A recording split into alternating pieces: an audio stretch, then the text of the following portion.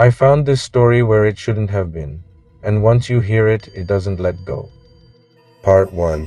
Love therapy begins. This isn't therapy. It's exposure. They said the Cupid's needle would make us love again, but all I feel is him watching me, like what you're hearing. Like and sub. This treatment might just kill you. The facility was buried in the snow-crushed woods, no signs, no name. Just a long stretch of cracked asphalt leading to a modern building that looked like a spa on the outside and a containment zone on the inside. They called it St. Herod's Institute for Emotional Recovery, but we just called it the needle because once they injected you, there was no going back.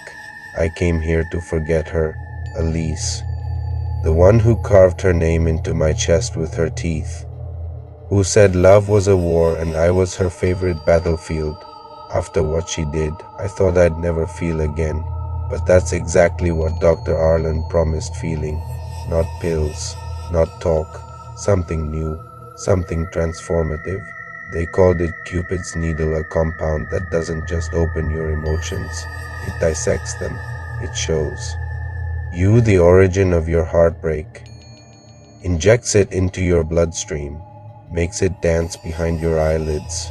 You don't get to watch your trauma, you get to live in it again and again until something inside you breaks or snaps back together. Day 1, they put us in private rooms, all white, no clocks, no phones, just journals and a little red call button. We were warned never to press unless it was an emergency.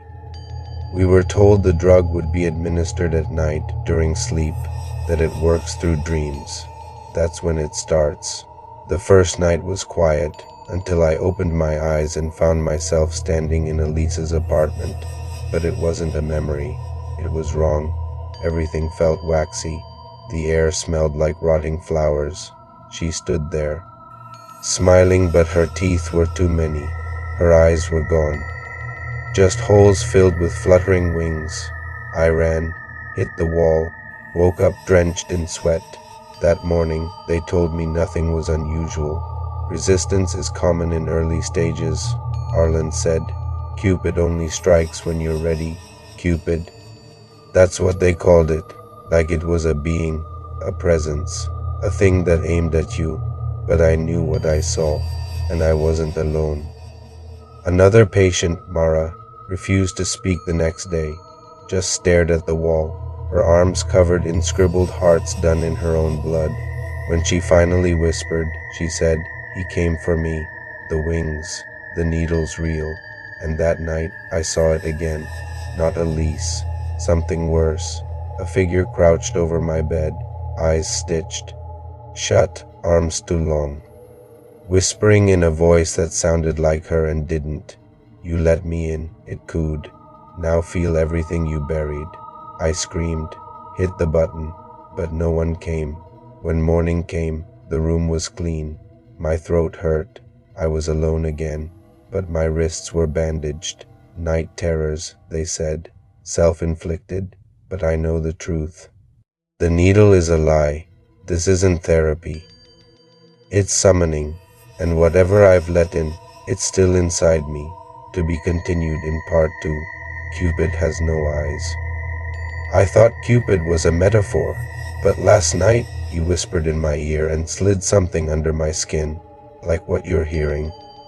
Like and sub, there's something wrong with love and it has wings. Mara's gone. They say she tried to run through a glass door during dream phase, bled out in the hall, but that's not what I saw. I watched her get dragged. Her fingers dug trenches into the padded floor. She didn't scream, just kept saying, "Don't let it stitch my eyes," over and over. The needle is changing us, not healing, twisting. Every night, I fall asleep thinking I'll wake up in my room, but I don't. I wake up somewhere else, a chapel, always the same, burnt pews, red candles floating midair. A statue of something winged, blindfolded, holding a quiver full of syringes. Sometimes it speaks in Elise's voice, sometimes in mine. Last night it said, "You don't want to heal. You want to feel everything. And I did. I felt Elise break my ribs again. I felt my own hands around her throat, something I never did, but I could feel it now, like the dream was rewriting me. Dr. Arlen no longer looks at me when we meet. He asks questions like, "Do you feel your body when you wake? And has your voice sounded different lately?" I asked if he's ever taken the needle himself. He smiled and said, "Why would I? I'm not in love. More patients are disappearing, for in the last 72 hours, they say the drug is showing success. Reduction of emotional numbness, but we're not becoming healthy. We're becoming possessed. And last night it kissed me, the blind thing. The statue moved, bent down, pressed its cracked, stone lips to mine. I couldn't breathe. I could feel something crawl down my throat. When I woke up, my gums were bleeding and a syringe was under my pillow. They keep telling me this is progress. But Cupid isn't shooting arrows. He's sewing himself into us, and I don't know whose thoughts I'm having anymore. To be continued in Part 3. The quiver is empty. Cupid's Needle Part 3. The needle was never medicine. It was a ritual, and I think I'm the last dose, like what you're hearing. Like and sub. This is the final injection. They've locked the doors. No more sessions. No more group. Just the hum of the red lights and the sound of patients sweeping through the vents. Arlen is gone. His office empty. But his notes are everywhere, scratched into the walls of the hallway, written in dried blood on the back of patient files. All of them repeat the same phrase. Cupid's needle must go deep to bloom. I haven't slept in 2 days. Not really. Every time I blink, I'm back in the chapel. Only now it's burning. The statue is broken.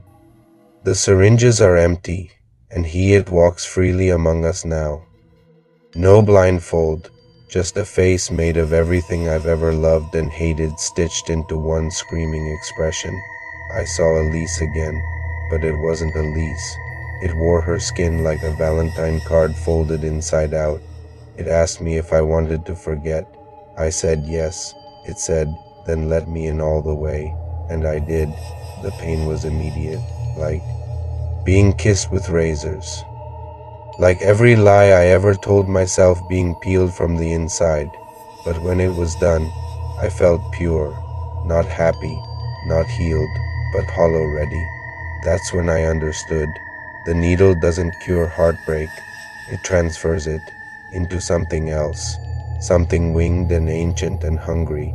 And now I'm the one holding the quiver. Cupid's gone, but he left his legacy in me. The dreams are gone, but the hunger isn't. I opened the red emergency box. There was no phone, just a syringe labeled for completion. It was warm in my hand. It pulsed like a living thing. I didn't hesitate. I injected it into my heart. Now I walk the halls of St. Herod's alone. But I'm not alone, am I? I see the others' faces half-formed, stitched by memory. They bow when I pass. I think I'm the new Cupid now, and I have no arrows, just a whisper, a kiss, a needle, and love. Love never dies. It just finds a new host. The end.